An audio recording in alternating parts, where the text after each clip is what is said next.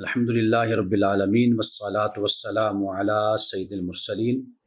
وعلی آلہ واصحابہ اجمعین اما بعد فاعوذ باللہ من الشیطان الرجیم بسم اللہ الرحمن الرحیم۔ گزشتہ درس میں ہم نے آیت نمبر 17 تک بات کی تھی، اور یہ میں نے آپ کو بتایا تھا کہ قوم یہود اور نصارہ میں باہمی طور پر بہت ہی اختلافات تھے اور باہمی دشمنی بھی تھی، لیکن اسلام کے مقابلے میں یہ سب اس وقت متحد ہو گئے تھے، اکٹھے ہو گئے تھے۔ اور پھر قرآن مجید نے ان کا جو اختلاف ہے اور باہمی طور پر ایک دوسرے سے نفرت ہے اس کو بھی بیان کیا ہے۔ پھر تیسرا گروہ جو مشرکوں کا ہے ان کا بھی ذکر ہوا ہے۔ ایک آیت میں اللہ سبحانہ و تعالیٰ نے یہود و نصارہ کی تاریخ کو بھی بیان کیا ہے کہ جو یہ ایک دوسرے کے عبادت خانوں، عبادت گاہوں اور مساجد کو ملیا میٹ کرتے رہے، نیست و نابود کرتے رہے، شہید کرتے رہے، اس کا بھی ذکر ہو گیا۔ اور پھر یہود و نصارہ میں جو اختلاف سمت پر یعنی ڈائریکشن پر تھا اس کو بھی قرآن پاک نے پھر بیان کیا کہ مشرق ہو یا مغرب وہ اللہ کے لیے، اس لیے کہ قومیں اسی پر ہی لڑتی ہیں۔ لیکن جو اللہ کا دین ہے، جو اللہ نے اتارا بھیجا، اس کی جو اصل تعلیم ہے اس پر نہ عمل کرتی ہیں اور نہ اس کا اظہار کرتی ہیں، نہ اس کے لیے آگے بڑھتی ہیں۔ تو وہ جو ظواہر ہوتے ہیں بس انہی کی خاطر اپنی سیاست یا معاشرت یا معیشت یا اپنی غیرت اور عزت کے لیے لڑتے رہتے ہیں۔ یہ پوری تاریخ ہے یہود و نصارہ کی جو قرآن پاک نے بیان بھی کی ہے اور اس کی طرف اشارات بھی کی ہیں۔ اور اسی طرح آیت نمبر 116 ہے، اس میں ذکر ہوا ہے حضرت مسیح علیہ السلام کو بیٹا بنانا۔ یا تو یہ ہے کہ صرف مسیح علیہ السلام کو بیٹا بنانا، یا ولد کا مطلب جیسے میں نے آپ کو بتایا تھا کہ اولاد ہوتا ہے، یعنی جمع کے لیے بھی ولد استعمال ہوتا ہے، مذکر اور مؤنث کے لیے بھی استعمال ہوتا ہے۔ تو گویا کہ اس میں یہود بھی آ گئے، نصارہ بھی آ گئے اور مشرکین بھی آ گئے، اس لیے کہ یہ تینوں گروہ کسی نہ کسی صورت میں کسی نہ کسی کو خدا کا بیٹا یا خدا کی بیٹیاں قرار دیتے ہیں۔ یہ سب بیان کرنے کے بعد پھر کن فیکون کا ذکر ہو گیا۔ اب اللہ سبحانہ و تعالیٰ نے اس کے بعد جو آیت نمبر 118 ہے اس میں ذکر کیا ہے مشرکین کا کہ جن کے 3 تقاضے تھے۔ ایک تقاضا سب سے پہلے ترجمہ پڑھتے ہیں، پھر اس کے بعد اس پر بات کرتے ہیں۔ وقال الذین لا یعلمون، کہتے ہیں وہ لوگ جو نہیں جانتے، یعنی جن پر کتاب نہیں اتری، جن کے پاس علم نہیں آیا۔ لولا یکلمنا اللہ او تاتینا آیا، کیوں نہیں اللہ ہم سے کلام کرتا،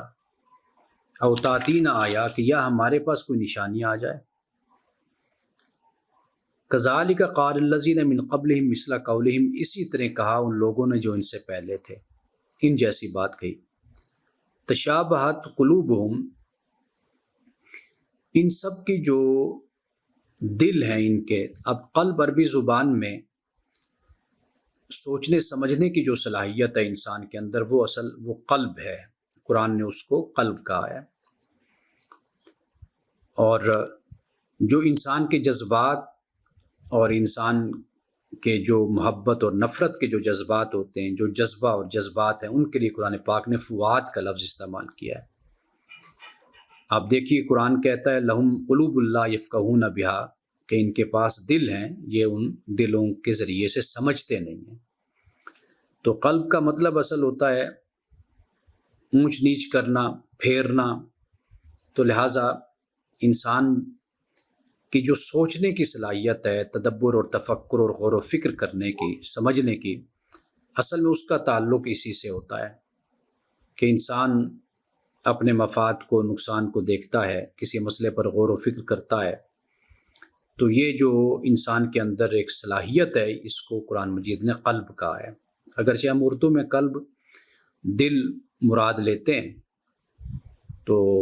اور دل سے مراد وہی جذبہ اور جذبات جو انسان کے ہوتے ہیں وہ ہم کہتے ہیں، لیکن یہاں پر جب یہ فرمایا کہ تشابہت قلوبہم، کہ ان کے دل مل گئے، ان کے قلوب، تو اس سے مراد یہ نہیں ان کے سوچنے کا انداز ایک جیسا، ان کی ذہنیت ایک جیسی ہے ان لوگوں کی، جو موجود ہیں یا جو موجود نہیں ہیں، جو گزر گئے۔ قد بینا الآیات لقوم یوقنون، اس طرح ہم آیات کو بیان کرتے ہیں اس قوم کے لیے کہ جو یقین کرنا چاہتی ہے، جو یقین لانے والے ہیں، ان کے لیے ہم اپنی نشانیوں کو صاف صاف بیان کرتے ہیں۔ یعنی اب اس میں آپ دیکھیے کہ ان کا جو پہلا مطالبہ ہے وہ یہ ہے کہ خدا ہم سے کلام کیوں نہیں کرتا، یعنی خدا محمد رسول اللہ صلی اللہ علیہ وسلم سے کلام کرتا ہے، ہم سے کلام کیوں نہیں کرتا؟ تو قرآن مجید نے کہا کہ ما کان لبشر ان یکلمہ اللہ الا وحیا او من وراء حجاب او یرسل رسولا فیوحی باذنہ ما یشاء، کہا کہ کسی بشر کے لائق نہیں ہے کہ اللہ اس سے کلام کرے، لیکن اللہ تین طریقوں سے کلام کرتا ہے۔ ایک تو وحی ہے، یعنی وحی سے مراد اشارہ ہے، جیسے خواب آ گیا پیغمبر پہ، الہام ہو گیا، ایک یہ طریقہ ہے۔ دوسرا فرمایا کہ من وراء حجاب، حجاب سے، جیسے حضرت موسیٰ علیہ السلام سے کلام اللہ پاک نے کیا۔ اور تیسرا طریقہ او یرسل رسولا، یا پھر اللہ تعالیٰ نے رسول کو مبعوث کیا، اللہ نے رسول کو بھیجا۔ یہ بھی تیسرا طریقہ قرآن مجید نے بیان کیا، اور یہ کہا کہ بھئی یہی طریقے ہیں کہ ہم بشر سے کلام کرتے ہیں، بشر سے بات کرتے ہیں، یعنی رسول سے۔ دوسرا مطالبہ ان کا تھا کہ اوتاتی نہ آیا، کہ یا ہمارے پاس کوئی نشانی آ جائے، تو ایسا کیوں نہیں ہوتا کہ نشانی آئے ہمارے پاس؟ یہ جو مطالبہ تھا یہ زج کرنے کے لیے وہ کرتے تھے، یعنی پیغمبر، اللہ نے جتنے پیغمبر زمین پر بھیجے تو ان کے ساتھ جو ایمان نہ لانے والے لوگ تھے وہ اسی طرح ستاتے تھے، اور اسی طریقے سے وہ تضحیق کرتے تھے، تحقیر کرتے تھے اور زج کرتے تھے۔ تو یہ دوسرا ان کا مطالبہ تھا۔ تو قرآن پاک نے یہ بتا دیا کہ رسول اللہ کی جو رسالت ہے اور آپ کی جو دعوت ہے، اس کو اللہ کہتا ہے ہم نے مختلف دلائل کے ذریعے سے بیان کر دیا ہے۔ تو جب وہ دلائل موجود ہیں تو اب کسی معجزے کی اور کسی نشانی کی اب ضرورت نہیں ہے، تو وہ ہم نے جواب دے دیا۔ یعنی کہ جیسے فرمایا کہ اس سے پہلے جو لوگ تھے وہ بھی یہی کچھ کرتے رہے تھے۔ اللہ عالم حیث یجعل رسالتہ، اللہ زیادہ بہتر جانتا ہے کہ اس نے کہاں اپنی رسالت کو بھیجنا ہے، کس کو رسول بنانا ہے، وہ اللہ جانتا ہے۔ اب یہاں پہ جو اگلی آیت ہے، ایک لحاظ سے یہ بھی اس کا جواب پھر بن جاتا ہے کہ انا ارسلناک بالحق بشیرا و نذیرا، کہ بے شک ہم نے آپ کو بھیجا ہے حق کے ساتھ بشیر اور نذیر بنا کر۔ ولا تسألوا عن اصحاب الجحیم، اور آپ سے جو جہنمی ہیں ان کے متعلق سوال نہیں کیا جائے گا، جہنمیوں کے متعلق۔ اب یہ اس کا جواب ہو گیا کہ بھئی آپ کو اللہ تعالیٰ نے بشیر اور نذیر بنا کر اللہ نے آپ کو بھیجا ہے، بشارت دینے والا اور آپ کو ڈرانے والا بنا کر بھیجا ہے۔ یہ ان کے اعتراضات ہیں، ان کے سوالات ہیں، اور ان کے یہ جوابات ہیں جو اللہ تعالیٰ نے دیے، اور پورے قرآن میں یہ جوابات پھیلے ہوئے ہیں، اور جگہ جگہ پہ اللہ سبحانہ و تعالیٰ نے اس کو بیان کیا ہے۔ بشیر اور نذیر بنا کر بھیجنا یعنی خوشخبری دینے والا اور ڈرانے والا، یعنی جو انسان کرتا ہے اس کا نتیجہ کیا ہے وہ بشیر اور نذیر کی حیثیت سے پیغمبروں نے بتایا۔ اب اس کے بعد یہود و نصارہ کے حوالے سے یا مشرکین، فرمایا ولن ترضی عنک الیہود ولا النصارى، کہ آپ سے یہود اور نصارہ ہرگز راضی نہیں ہوں گے، حتیٰ تتبع ملتہم، یہاں تک کہ آپ ان کی ملت کی پیروی نہ کریں۔ جب تک آپ ان کی ملت کی، ان کی روایات کی پیروی نہیں کریں گے، ان کے مذہب کی پیروی نہیں کریں گے، تو یہ کبھی آپ سے راضی نہیں ہوں گے۔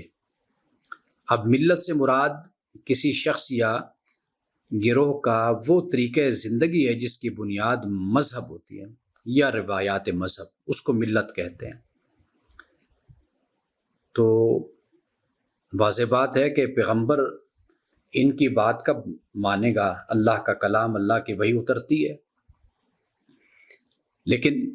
ان کا تقاضا اور ان کی ضد یہ ہے کہ آپ ہماری ملت کی پیروی کریں۔ فرمایا قل ان ھدی اللہ ھو الھدی، کہہ دیجئے کہ بے شک اللہ کی ہدایت ہی اصل ہدایت ہے، اللہ کی ہدایت ہی اصل ہدایت ہے۔ وَلَئِنِ اتَّبَعْتَ أَهْوَاءَهُمْ بَعْدَ الَّذِي جَاءَكَ مِنَ الْعِلْمِ، اور اگر آپ نے ان کی خواہشات کی پیروی کی اس کے بعد کہ آپ کے پاس علم آ گیا ہے، تو مَا لَكَ مِنَ اللَّهِ مِن وَلِيٍّ وَلَا نَصِيرٍ، تو پھر اللہ کے مقابلے میں آپ کا نہ کوئی دوست اور نہ کوئی مددگار ہے۔ اب یہاں پر خطاب جو ہے یہ وَلَئِنِ اتَّبَعْتَ کہا کہ اگر آپ پیروی کریں گے ان کی خواہشات کی، یعنی خطاب رسول اللہ صلی اللہ علیہ وسلم سے ہے، لیکن تنبیہ اور عتاب جو ہے یہ رخ اس کا یہود و نصارہ کی طرف ہے۔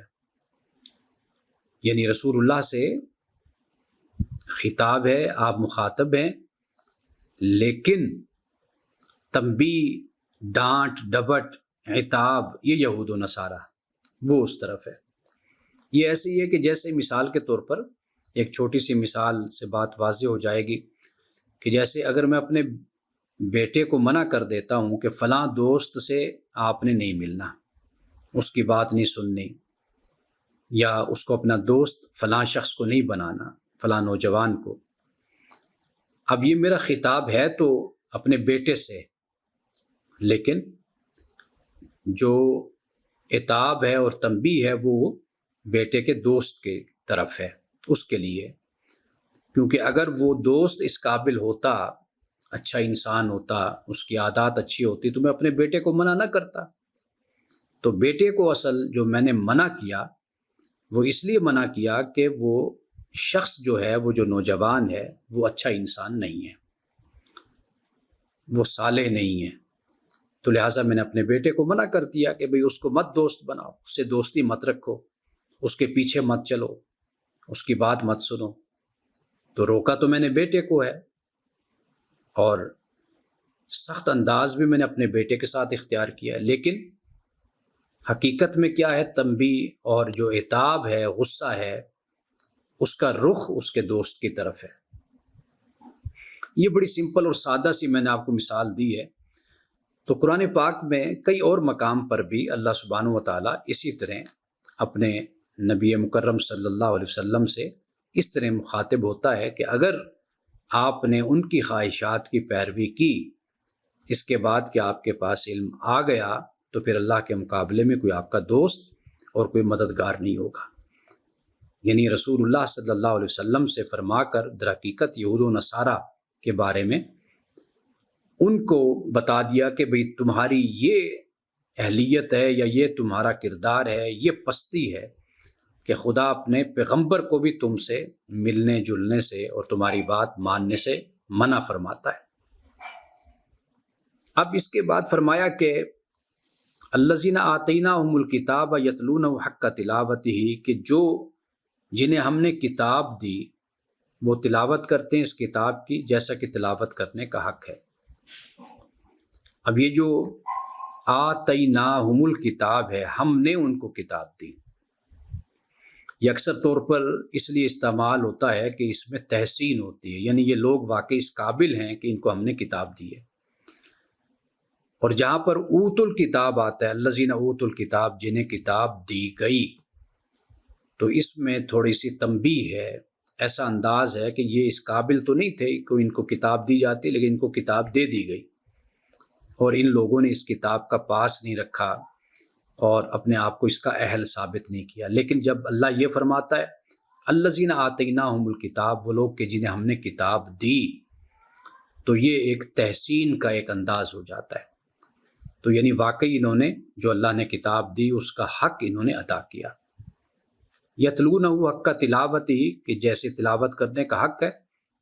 وہ اس کی تلاوت کرتے ہیں۔ اولئک یؤمنون بہ، فرمایا یہی وہ لوگ ہیں کہ جو اس پہ ایمان لاتے ہیں۔ اب تلاوت کون سی کتاب ہے؟ تلاوت کتاب در حقیقت اپنی کتاب ان کی تورات ہے، اس کی وہ تلاوت کا حق ادا کرتے ہیں۔ پھر کیا ہوتا ہے؟ پھر یہی لوگ ایمان بھی لاتے ہیں۔ یعنی گویا کہ اگر اہل کتاب اپنی کتاب کو صحیح طریقے سے پڑھیں، تورات کو، انجیل کو، تو اس کا نتیجہ یہی نکلتا ہے کہ وہ پھر قرآن پر ایمان لے آتے ہیں، انہیں اللہ ایمان کی دولت عطا کرتا ہے۔ تو یہ شرط کیا ہے کہ وہ اپنی کتاب کو پڑھنے کا حق ادا کریں۔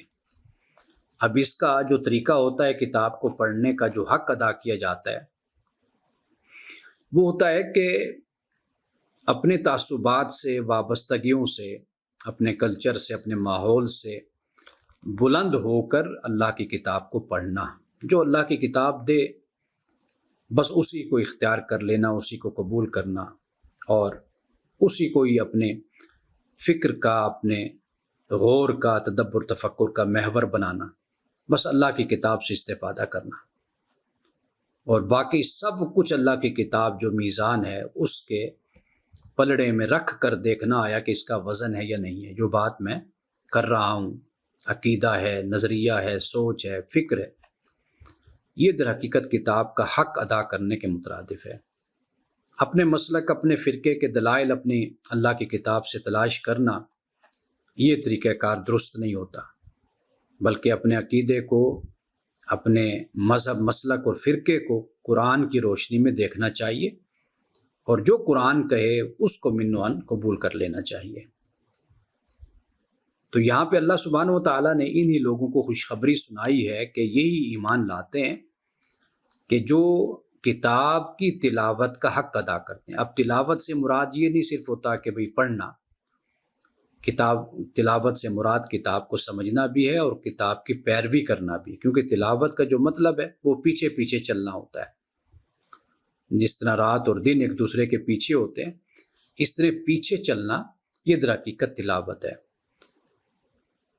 تو جو مقدس کتابیں ہیں، الہامی کتابیں ہیں، ان کے لیے ہم لفظ تلاوت استعمال کرتے ہیں۔ تورات کی تلاوت کرنا، انجیل کی تلاوت کرنا، زبور کی تلاوت کرنا، قرآن مجید کی تلاوت کرنا۔ ہم یہ نہیں کہتے کہ میں مطالعہ کر رہا ہوں یا میں پڑھ رہا ہوں، تو ہم کہتے ہیں تلاوت کر رہے ہیں۔ تو اللہ سبحانہ و تعالیٰ نے جو لفظ اس کے لیے ہمیں بتایا ہے، ریسائٹ کرنا، تلاوت کرنا، تو یہ لفظ ہی ایسا ہے کہ جس میں پڑھنا تو ہے ہی، اس پڑھنے میں پھر سمجھنا بھی شامل ہے، اور پھر اس کی پیروی کرنا، اس کے پیچھے چلنا بھی شامل ہے۔ تو فرمایا کہ جنہیں ہم نے کتاب دی وہ اس کی تلاوت کا حق ادا کرتے ہیں، تو یہی لوگ ہیں جو اس پہ ایمان لاتے ہیں۔ اب ایک آیت ہے سورۃ الجمعہ میں، وہ میں یہاں پر ضرور نقل کرنا چاہتا ہوں۔ آیت نمبر 5 ہے، فرمایا کہ مثل الذین حملوا التوراۃ، مثال ان لوگوں کی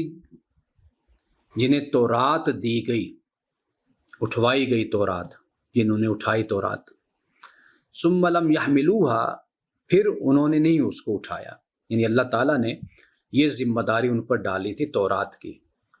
لیکن حقیقت میں دراصل انہوں نے اس اللہ کی کتاب کو، تورات کو اٹھایا نہیں۔ ان کی مثال کیسی؟ فرمایا کمثل الحمار، ان کی مثال حمار جیسی، گدھے جیسی، یحمل اسفارا، کہ گدھا جو ہے وہ کتابیں اٹھا لیتا ہے۔ یہی قوم یہود نے تورات کے ساتھ سلوک کیا۔ ممکن ہے کہ تورات انہوں نے حفظ بھی کر لی ہو، ممکن ہے کہ وہ تورات کے بڑے عالم بھی ہوں، لیکن جو استفادہ کرنے کا حق تھا اللہ کی کتاب سے، انہوں نے اللہ کی کتاب پر اپنے مفادات کو، وہ سیاسی ہیں، وہ مذہبی ہیں، وہ معاشرتی، سماجی، روایتی، وہ انہوں نے اس کو غالب کر دیا اللہ کی کتاب پر، اور قرآن پاک کو ایک ایسی صورت دے دی، یعنی تورات کو اور انجیل کو ایسی صورت دے دی کہ بس وہ ان کی فقہی مشگافیاں ان کی قانونی مشگافیاں اور ان کے نکات اور ان کے ابحاث، بس وہ کتاب قرآن، تورات اور انجیل بن کر رہ گئی۔ یہ اللہ پاک فرماتا ہے کہ ان لوگوں کی تمثیل، مثال ایسی ہے کہ جن پر تورات لاد دی گئی اور پھر انہوں نے اس کو نہ اٹھایا۔ اب وہ گدھے کی طرح ہیں کہ جو اسفار کہ گدھے پر کتابیں لادی ہوتی، اب گدھے پر کتابیں لادی ہوں تو چاہے 100,000 کتابیں بھی لاد دی جائیں تو اب گدھا عالم تو نہیں بن جائے گا۔ تو مطلب یہ ہے کہ یہ لوگ ہیں کہ جنہوں نے اپنے اوپر کتابوں کو لادا ہوا ہے۔ تو اسی حالت کو قرآن پاک نے سورۃ الجمعہ میں بیان کیا، لیکن یہاں پر اللہ سبحانہ و تعالیٰ نے ان کی تعریف کی ہے، ان لوگوں کی تعریف، یعنی کہ یہ وہ لوگ ہیں کہ جو کتاب کی تلاوت کا حق ادا کرتے ہیں۔ اولئک یؤمنون بہ، فرمائے کہ یہ لوگ ایمان لاتے ہیں اس پر، ومن یکفر بہ، اور جو اس کا انکار کرتے ہیں تو فرمایا فاولئک هم الخاسرون، یہ وہ لوگ ہیں جو نقصان اٹھاتے ہیں۔ اب یہاں پہ ایک اصول، ایک قاعدہ اللہ سبحانہ و تعالیٰ کی طرف سے وہ یاد رکھ لیجئے، وہ یہ ہے کہ اللہ سبحانہ و تعالیٰ کی جو روحانی نعمتیں ہیں وہ ہمیشہ ان کو عطا کی جاتی ہیں جو اس کی قدر کرتے ہیں۔ یعنی اب یہاں پر دیکھیے کہ جنہوں نے کتاب کی تلاوت کا حق ادا کیا ان کو یہ نعمت نصیب ہوئی کہ وہ صاحب ایمان ہو گئے، وہ مومن ہو گئے، وہ مسلم ہو گئے، فرمانبردار بن گئے اللہ کے۔ اب وہ لوگ کہ جو اللہ کی نعمت کی قدر نہیں کرتے، ان کو مزید جو عطا کرنا ہے وہ تو دور کی بات ہے، وہ جو ان کے پاس ہوتا ہے وہ بھی ان سے چھن جاتا ہے، سلب کر لیا جاتا ہے۔ یہی معاملہ قرآن پاک نے اہل کتاب کے حوالے سے بیان کیا ہے کہ یہ کتنی بڑی بات ہے کہ ان کو خدا نے تورات عطا کی، ان کو انجیل عطا کی، ان کو دنیا کی قیادت کا منصب اور ذمہ داری ان کو اللہ نے عطا کی، لیکن اللہ کی اس روحانی نعمت کی ان لوگوں نے قدر نہیں کی۔ مزید ان کو کیا ملنا تھا، اللہ سبحانہ و تعالیٰ نے جو دیا وہ بھی اللہ نے واپس لے لیا۔ تو لہٰذا کتاب جو اللہ تعالیٰ دیتا ہے، جو قوم اس کی جتنی قدر کرتی ہے اللہ اس قوم کو مزید عطا کرتا ہے۔ قرآن پاک فرماتا ہے نا کہ جو اگر تم شکر ادا کرو گے، ان شکرتم لازیدنکم، میں تمہیں مزید عطا کروں گا۔ تو یہ شکر کرنا کیا ہے کہ خدا نے کتاب دی ہے، اللہ کی یہ بہت بڑی نعمت ہے، اس کی قدر کریں، اس کو پڑھیں، اس کو سمجھیں، اس پر عمل کریں، یہ قدر کرنا ہے، یہ شکر گزاری ہے۔ تو پھر اللہ پاک فرماتا ہے کہ میں مزید عطا کرتا ہوں۔ وَلَئِن كَفَرْتُمْ إِنَّ عَذَابِي لَشَدِيدٌ، اگر تم نے کفر کیا یعنی ناشکری کی تو پھر یہ جان لو کہ میرا عذاب بہت سخت ہے۔ تو عذاب کی سختی کی وجہ کیا ہے؟ ناشکری ہے۔ تو خدا کی یہ نعمت، روحانی نعمت جو اللہ نے عطا کی اور ایمان اور اسلام کی نعمت عطا کی، اس کی جتنی ہم قدر کریں گے اللہ سبحانہ و تعالیٰ اتنا ہمیں عطا کرے گا۔ اس کی ناقدری نتیجہ یہی نکلتا ہے کہ پھر انسان، ایک قوم پھر دنیا میں پست اور ذلیل ہو کر رہ جاتی ہے۔ تو آج ہم نے سورۃ البقرہ کی آیت نمبر 121 تک آج ہم نے پڑھا ہے، اور اس سے آگے جو آیت ہے اس کو بھی ذرا نظر ڈال لیتے ہیں، اس لیے کہ 122 اور 123 یہ دو آیتیں ہیں کہ جو گزشتہ دروس میں ہم پڑھ چکے ہیں اور پہلے بھی ان آیات کا ذکر ہوا، لیکن جو آیت نمبر 123 ہے اس میں تھوڑا سا یعنی تھوڑی سی تبدیلی ہے، جو پہلے فرمایا گیا اور پھر اس کے بعد جو کہا گیا اس میں تھوڑا سا فرق ہے، یعنی تھوڑا سا۔ مثال کے طور پر آپ دیکھیے کہ آیت نمبر 47 یہ تو بالکل سیم ہے، 122 اور آیت نمبر 47، لیکن 48 اور 123 میں تھوڑا سا فرق ہے۔ یہاں پر دیکھیے فرمایا وَاتَّقُوا يَوْمًا لَا تَجْزِي نَفْسٌ عَن نَفْسٍ شَيْئًا وَلَا يُقْبَلُ مِنْهَا شَفَاعَةٌ وَلَا يُؤْخَذُ مِنْهَا عَدْلٌ وَلَا هُمْ يُنصَرُونَ، یعنی تقوی اختیار کرو اس دن کا، یا ڈرو اس دن سے کہ جس دن فرمایا کہ کوئی نفس کسی نفس کو کوئی فائدہ نہیں پہنچائے گا اور نہ کسی کی طرف سے کوئی سفارش قبول کی جائے گی اور نہ ہی کوئی اس کا فدیہ کوئی معاوضہ لیا جائے گا اور نہ وہ مدد کیے جائیں گے۔ اور یہاں پر آیت نمبر 123 میں فرمایا وَاتَّقُوا يَوْمَ لَا تَجْزِي نَفْسٌ عَن نَفْسٍ شَيْئًا وَلَا يُقْبَلُ مِنْهَا عَدْلٌ وَلَا تَنْفَعُهَا شَفَاعَةٌ۔ یہاں پر یہ فرمایا وَلَا تَنْفَعُهَا شَفَاعَةٌ اور یہاں فرمایا وَلَا يُقْبَلُ مِنْهَا شَفَاعَةٌ وَلَا يُؤْخَذُ مِنْهَا عَدْلٌ وَلَا هُمْ يُنصَرُونَ کہ فرمایا کہ اور ڈرو اس دن سے کہ جب کوئی کسی کے ذرا کام نہیں آئے گا، نہ کسی سے فدیہ بدلہ قبول کیا جائے گا، نہ کوئی سفارشی آدمی کو فائدہ دے گی اور نہ مجرموں کو کہیں سے کوئی مدد پہنچ سکے گی۔ یہاں یہ تھوڑا سا فرق کے ساتھ یہاں پر آیت نمبر 122 123 میں بیان کیا، یعنی یہ ایک مرتبہ پھر اسی وعدے کی عہد کی یاد دہانی کروائی گئی اور اس کا یہاں پر بیان ہو گیا۔ چونکہ اب اس کے بعد جو آگے بیان ہے وہ حضرت ابراہیم علیہ السلام کے حوالے سے بات کا آغاز ہو رہا ہے۔ وَإِذِ ابْتَلَىٰ إِبْرَاهِيمَ رَبُّهُ بِكَلِمَاتٍ فَأَتَمَّهُنَّ۔ اب یہ جاتے جاتے ایک دفعہ پھر بنی اسرائیل کا ذکر ہو گیا اور ان کی جو بدعقیدگی تھی اس کو قرآن پاک نے واضح کر دیا۔ بدعقیدگی کیا؟ وہ یہ کہ نہ ایمان نہ عمل، اس پر کوئی انحصار نہیں ہے۔ انحصار کس پر ہے کہ ہم جیسے بھی ہیں، جس طرح کے بھی ہیں، تو وہ ہم بخشے بخشائے ہیں، کیونکہ ہم ایک تو یہود ہیں، انبیاء علیہ السلام کی اولاد ہیں، بزرگوں کی اولاد ہیں، اور دوسرے نمبر پہ یہ ہے کہ ہماری نسبت ہے، تو نہ ایمان کسی معیار کا نہ عمل کسی معیار کا۔ تو یہ قرآن پاک نے اس کو کلی طور پر رد کر دیا۔ تو قرآن پاک نے کہا نہیں،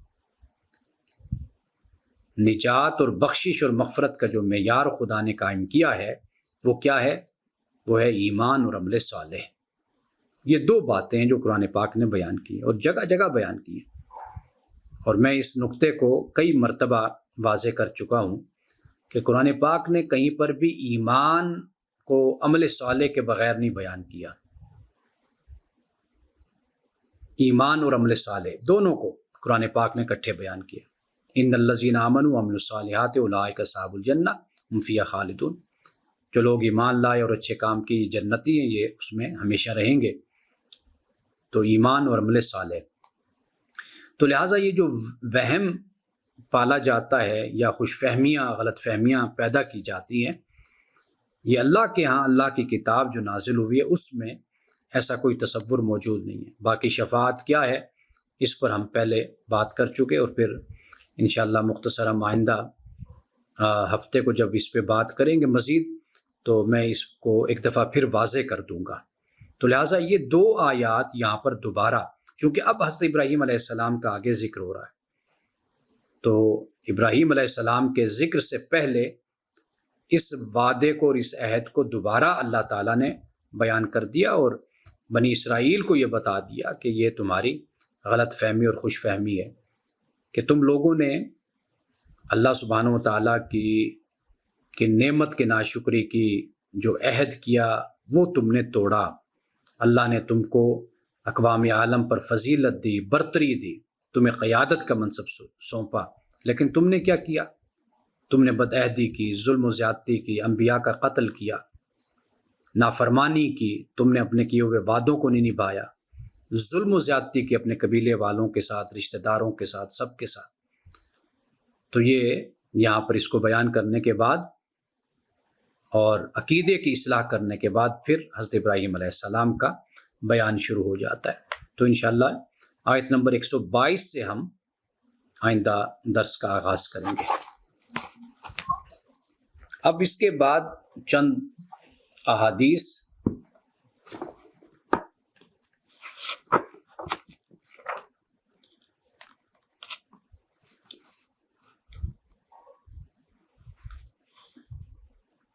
یہ باب ہے، باب اخذ البید من الحمارتی، فاختہ کے انڈے لینے کی کراہت کا بیان، لینے کا بیان۔ یہ حضرت عبداللہ ابن مسعود رضی اللہ تعالیٰ عنہ سے روایت ہے کہ نبی اکرم صلی اللہ علیہ وسلم نے نازلہ منزلاً کہ ایک جگہ آپ نے پڑاؤ ڈالا، فاخذ رجل بید حمرۃ کہ ایک آدمی نے فاختہ کے انڈے لے لیے، اٹھا لیے، فجاءت ترف علی راس رسول اللہ صلی اللہ علیہ وسلم تو وہ رسول اللہ صلی اللہ علیہ وسلم کے سر پر آ کر پھڑپھڑانے لگی، بے چین تھی، ماں تھی، انڈے اٹھا لیے تو وہ پھڑپھڑا رہی تھی، تو رسول اللہ صلی اللہ علیہ وسلم نے فرمایا ایکم فجع ھذہ ببیضتھا، آپ نے فرمایا کہ اس فاختہ کو اس کے انڈوں کی وجہ سے کس نے پریشان کیا ہے؟ فقال رجل تو ایک آدمی نے کہا کہ یا رسول اللہ صلی اللہ علیہ وسلم انا اخذت بیضتھا کہ میں نے اس کے انڈے اٹھا لیے۔ تو رسول اللہ صلی اللہ علیہ وسلم نے کیا فرمایا؟ فرمایا کہ اردد رحمتن لہا، فرمایا کہ اس پر رحمت ترس کھاتے ہوئے انڈے اس کو واپس کر دو، جو اس کے انڈے ہیں فرمایا کہ اس کو واپس کر دو اور اس پر رحم کھاؤ۔ یعنی اس سے کیا معلوم ہوا؟ معلوم یہ ہوا کہ کسی جانور کو، کسی پرندے کو بے وجہ ستانا نہیں چاہیے۔ باب الطیر فی القفص، پرندوں کو ڈربے وغیرہ میں رکھنے کا حکم۔ اب یہ اس میں جو روایت بیان کی جاتی ہے اگرچہ اس کی سند منقطع ہے، کیونکہ یہ جو ہشام بن عروہ ہیں انہوں نے اپنے دادا ابن زبیر کا زمانہ نہیں پایا، لیکن بہرحال یہ معلوم ہو جاتا ہے کہ بھئی صحابہ کرام رضوان اللہ تعالیٰ علیہم اجمعین پرندوں کو ڈربوں میں رکھتے تھے، یعنی رکھے جا سکتے ہیں بشرطے کہ ان کا خیال رکھا جائے، ان کی حفاظت کی جائے، ان کے کھانے پینے میں کوئی سستی نہ برتی جائے۔ حضرت انس رضی اللہ تعالیٰ عنہ سے روایت ہے کہ نبی اکرم صلی اللہ علیہ وسلم حضرت ابو طلحہ کے گھر داخل ہوئے تو ابو طلحہ کے ایک بیٹے کو پریشان دیکھا جسے ابو عمیر کہا جاتا ہے۔ اب یہ ابو عمیر ہیں تو ان کی ایک چڑیا تھی، فکان لہ نغیر یلعب بہ، اس چڑیا کے ساتھ یہ کھیلا کرتے تھے، جیسے بچے ہوتے ہیں، طوطا ان سے مانوس ہوتا ہے، طوطے کے ساتھ بچے کھیلتے ہیں، کبھی بلی کا بچہ ہوتا ہے اس کے ساتھ کھیلتے ہیں، تو ان کے پاس وہ چڑیا جس سے یہ کھیلا کرتے تھے۔ اب وہ روایت میں آتا ہے کہ چڑیا وہ مر گئی۔ اب رسول اللہ صلی اللہ علیہ وسلم کبھی پیار سے انہیں یہ فرمایا کرتے تھے یا ابا عمیر ما فعل النغیر، کہ اے ابو عمیر تیری چڑیا کا کیا ہوا، وہ کہاں گئی تیری چڑیا؟ تو رسول اللہ صلی اللہ علیہ وسلم یعنی یہاں سے بچوں کے ساتھ آپ کا پیار اور آپ کا مزاح یہ بھی بیان ہوتا ہے، اور پھر آپ یہ دیکھیے کہ وہ بھی صحابی تھے، ابو عمیر بھی بچے تھے چھوٹے، لیکن وہ اپنی چڑیا کے ساتھ کھیلتے تھے، تو یہ دل جوئی کا بھی ایک انداز تھا کہ رسول اللہ صلی اللہ علیہ وسلم ان کی دل جوئی فرمایا کرتے تھے۔ اب یہ باب ہے، فرمایا کہ باب ینمی خیرن بین الناس، لوگوں میں اچھی بات پھیلانا۔ حضرت ام کلثوم بنت عقبہ بن ابی معیط وہ بیان کرتی ہیں کہ میں نے رسول اللہ صلی اللہ علیہ وسلم کو فرماتے ہوئے سنا، وہ شخص جھوٹا نہیں ہے جو لوگوں کے درمیان صلح کرواتا ہے، تو وہ اچھی بات کرتا ہے یا اچھی بات پھیلاتا ہے؟ تو وہ کہتی ہیں کہ میں نے 3 مواقع کے علاوہ آپ سے جھوٹ بولنے کی اجازت نہیں سنی۔ یعنی ایک تو فرمایا کہ لوگوں کے درمیان صلح کرانے کے لیے، یعنی لوگوں کے درمیان صلح کرانے کے لیے بات کو حکمت اور مصلحت کے ساتھ بیان کرنا، آپ اس کو یوں کہہ سکتے ہیں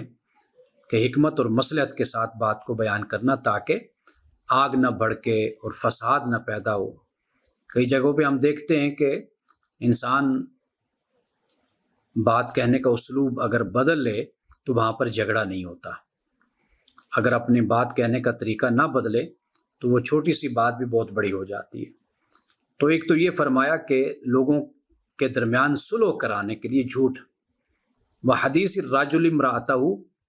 اور خامند کا بیوی کے ساتھ، وہ حدیث المرأۃ زوجہا، اور بیوی کا خامند سے، یعنی کسی معاملے میں مصلحت کے ساتھ کوئی بات کہنا، تو اس کو یہاں پر جھوٹ کذب کہا گیا اس کو، لیکن یعنی مقصود اصل میں یہی ہے کہ بات کچھ اس انداز سے کہنا کہ وہ بات فساد کی بنیاد نہ بنے، اس کی وجہ سے فساد نہ ہو۔ تو یہاں پر 3 مواقع کی بات کر دی لوگوں کے درمیان صلح کرانے کے لیے، یعنی مثال کے طور پر اگر 2 بھائی دوست ہیں یا بھائی ہیں، ان کے درمیان کوئی جھگڑا ہے، تو ایک شخص ایک بھائی کے پاس جا کر کہتا ہے کہ بھئی آپ کے بھائی آپ کے بارے میں بہت اچھی باتیں کر رہے تھے، تو ان کے الفاظ آپ کے لیے بہت ہی مناسب تھے اور بڑے پازیٹیو تھے۔ اب یہ ظاہراً لگتا تو ایسے ہی کہ جھوٹ ہے، یا پھر یہ ہے کہ وہ دوسرے کے پاس جائے اسے بھی یہی بات کہے، تو واضح بات ہے کہ جب اس طرح کی بات کہی جائے گی تو دونوں کے دلوں میں نرمی پیدا ہوگی، وسعت پیدا ہوگی، اور ایک دوسرے کے لیے محبت کا جذبہ پیدا ہوگا۔ اگر اس کے برعکس یہ کام کیا جائے کہ جا کر بھائی کو یہ کہا جائے کہ بھئی وہ تمہارا بھائی تو تمہارے بارے میں بہت ہی غلط الفاظ بول رہا تھا، تو اگر کوئی دشمنی کم لیول کی ہوگی تو وہ بڑھ جائے گی، دوری اور زیادہ فاصلے پیدا ہو جائیں گے۔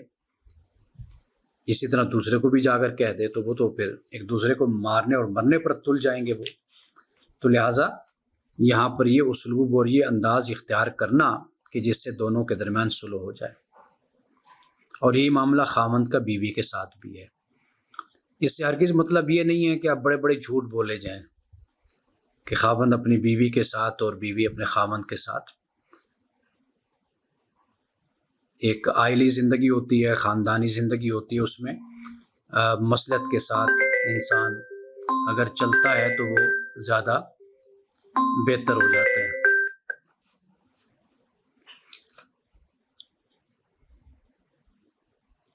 اب آگے جو باب ہے وہ ہے باب لا یصلح الکذب، جھوٹ بولنا درست نہیں ہے، یہ بھی ساتھ اس بات کو بھی بیان کر دیا۔ حضرت عبداللہ ابن مسعود رضی اللہ تعالی عنہ سے روایت ہے کہ وہ نبی اکرم صلی اللہ علیہ وسلم سے بیان کرتے ہیں کہ آپ نے فرمایا کہ سچائی کو لازم پکڑو، کیونکہ سچائی نیکی اور اطاعت کی طرف لے جاتی ہے۔ اب آپ یہ دیکھیے کہ امام بخاری نے یہاں پر اس روایت کو نقل کیا اور ساتھ ہی پھر یہ بھی بتا دیا کہ جھوٹ بولنا درست نہیں ہے، جس سے یہ معلوم ہو جاتا ہے کہ یہ جو پہلی حدیث ہے اس سے مراد ہرگز یہ نہیں ہے کہ کوئی جھوٹ بولا جا رہا ہے، یعنی مصلحت کے تحت ایک بات کو بیان کرنا،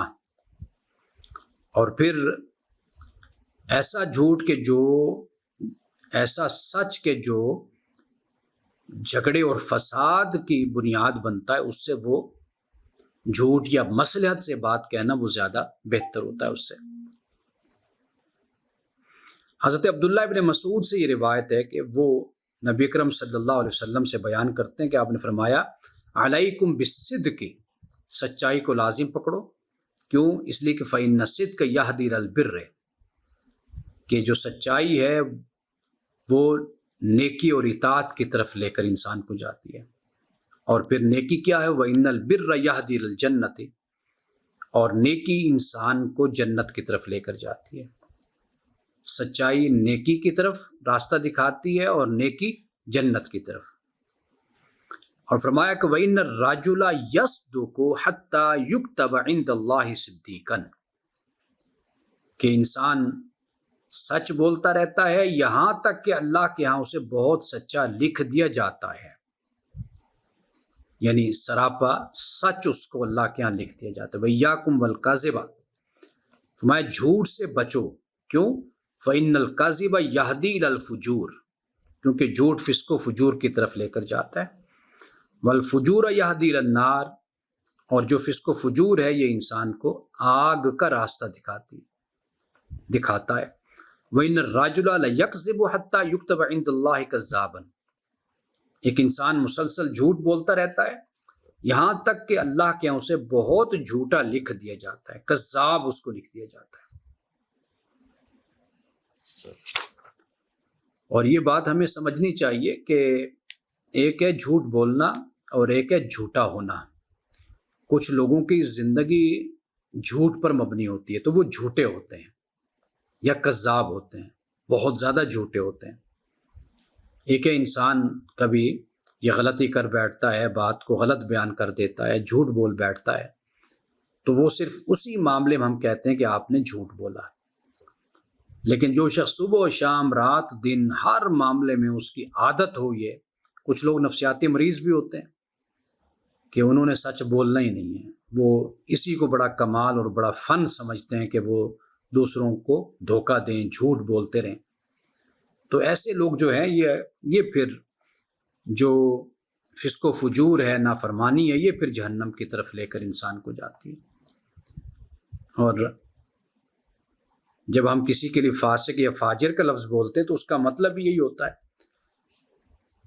کہ جو شریعت کی حدود ہیں ان سے باہر نکلنا اس کے لیے کوئی مسئلہ ہی نہیں ہے، جو عادی مجرم جس کو ہم کہتے ہیں۔ تو یہاں اسی حوالے سے یہ بات بیان کر دی کہ یہ جو فجور ہے یہ پھر انسان کو آگ کی طرف دھکیل دیتا ہے۔ یہ اب اس سے آگے دیکھیے، فرمایا حضرت عبداللہ بن مسعود سے یہ روایت ہے کہ وہ کہتے ہیں کہ لا یصلح الکاذب فی جد ولا ہزل، کہ جھوٹ کسی صورت بھی جائز نہیں، درست نہیں ہے، سنجیدگی میں ہو یا مزاح میں ہو۔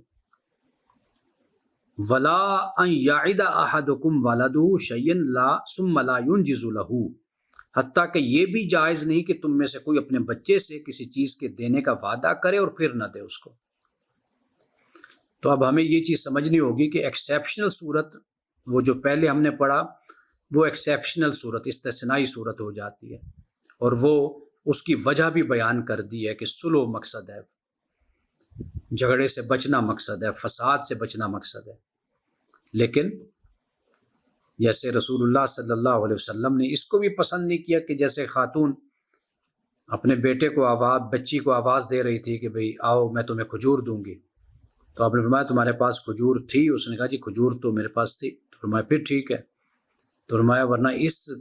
کی بھی سزا ہے خدا کے ہاں کہ اگر تم اپنی بچی کو بلاؤ اور جھوٹ طریقے سے بلاؤ، اس کو لارا دے کر، اور کہو کہ میرے پاس یہ ہے اور تمہارے پاس وہ نہ ہو چیز، تو جھوٹ بول کے بلاؤ، تو یہ بھی پسند نہیں کیا گیا۔ یہ سنن ابی داؤد کی حدیث ہے کہ فرمایا انا زعیم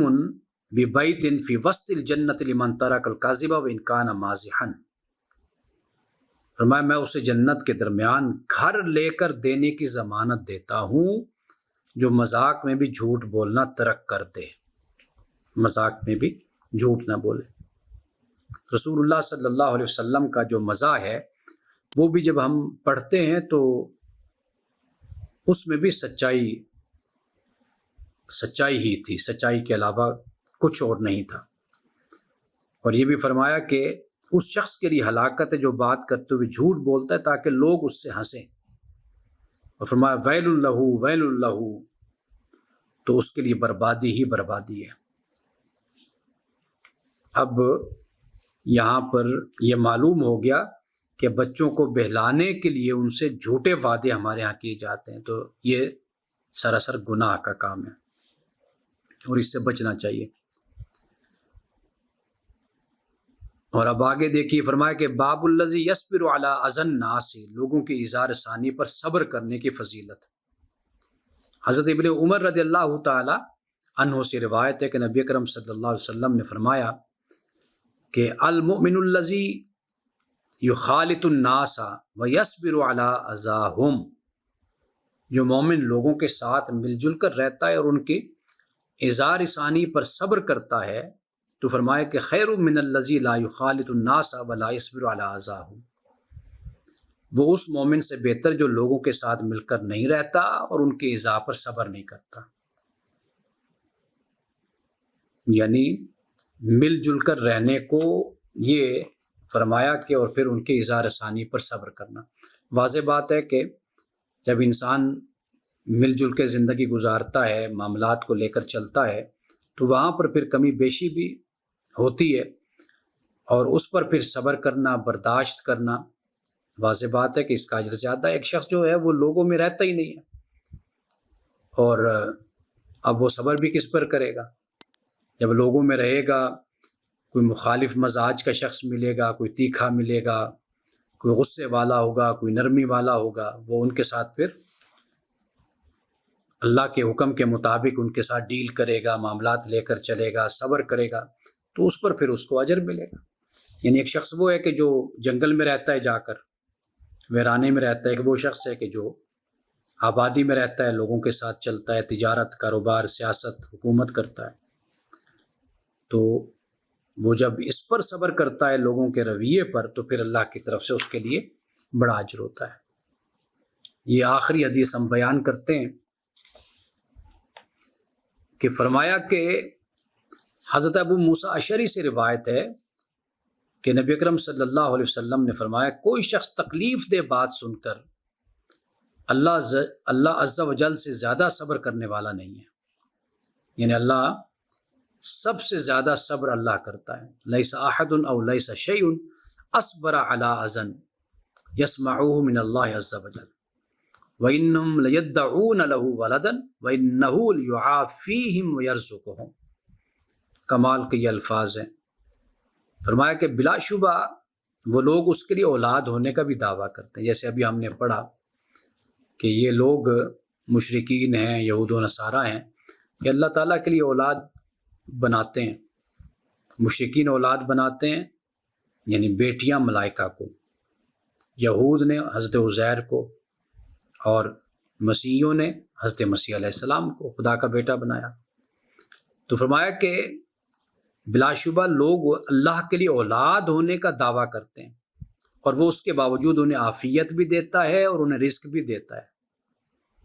حفاظت بھی دیتا ہے، اور ان کو رزق بھی اللہ عطا کرتا ہے۔ اب صحیح البخاری میں یہ حدیث روایت ہے کہ ابن آدم مجھے گالیاں دیتے ہیں، ابن آدم مجھے گالیاں دیتا ہے، اللہ پاک فرماتا ہے، اور جھٹلاتا ہے، اور فرمایا کہ اسے یہ زیب نہیں دیتا۔ اب وہ گالی دینا کیا ہے؟ فرمایا گالی دینا یہ کہ وہ میرے لیے اولاد کا دعویٰ کرتا ہے۔ یعنی یہ اللہ تعالیٰ اپنی غیرت کا اظہار فرماتا ہے کہ یہ گویا کہ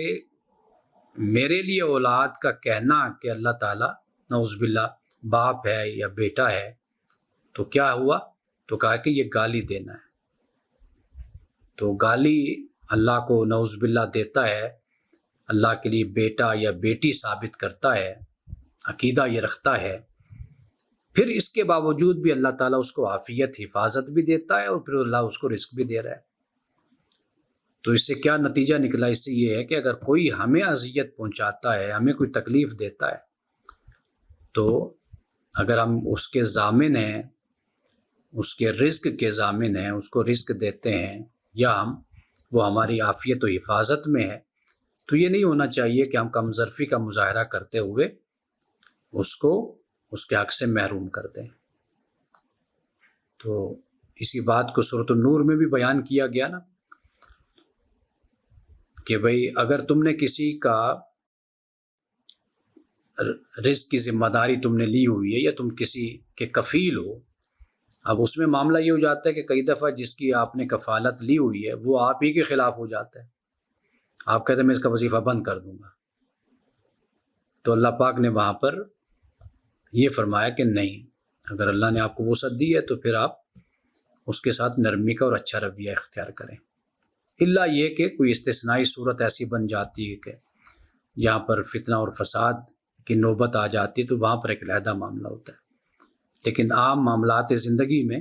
کبھی یہ رویہ نہیں اختیار کرنا چاہیے کہ کسی کی روزی بند کر دیں، کسی کا رزق بند کر دیں، کسی کی تنخواہ بند کر دیں، کسی کا وظیفہ بند کر دیں، تو یہ رویہ اختیار نہیں کرنا چاہیے۔ تو اللہ تعالیٰ یہاں پہ رسول اللہ نے فرمایا کہ اللہ سب سے زیادہ صبر کرنے والا ہے، تکلیف دہ باتیں سن کر بھی، تو لہٰذا ہمارے لیے بھی اسی بات کی تعلیم ہے۔ تو انشاءاللہ اس سے آگے ہم آئندہ ہفتے میں بات کریں گے۔